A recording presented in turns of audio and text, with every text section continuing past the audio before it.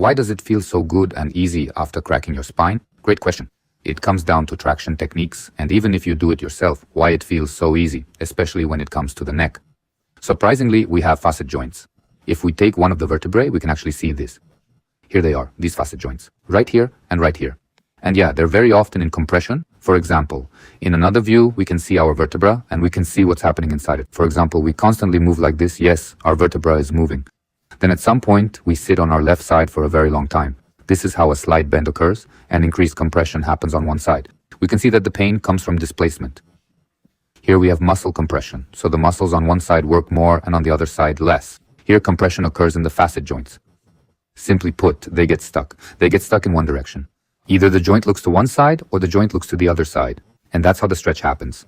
Manual therapists call this something like a displacement of the vertebra.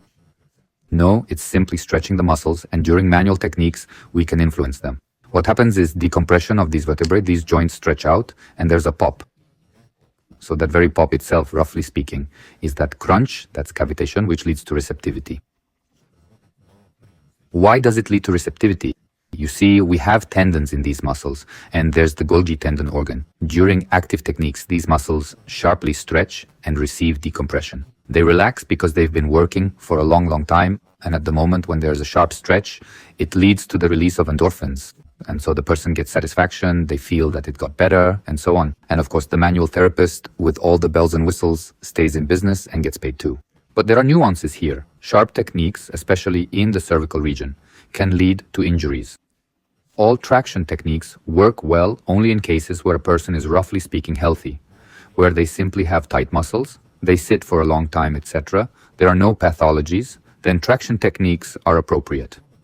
It is very risky to do traction techniques on the cervical region, and it is very risky when you already have hernias, and when you have spondylolisthesis, it is generally unsafe to do, because in this way, we can increase the displacement of the vertebra, especially with retro or anterolisthesis, and in the cervical region, if you have problems with the vessels, especially with this vertebral artery, we can stretch it during a sharp movement, and thus get a stroke. So ideally, do not lean on manual therapists. If she bends during movement, nothing like that. But this is about the fact that here you are disrupting biomechanics, here you are training incorrectly, here you are holding your posture incorrectly. It calcifies, roughly speaking, yes, and you get such a light compression between the vertebrae. And you want, of course, to relieve the tension of these small muscles and get relief. In general, there are very cool muscle techniques without bending. In general, they influence the same way. Working with trigger points often helps better and in the long run. Plus, it's correct.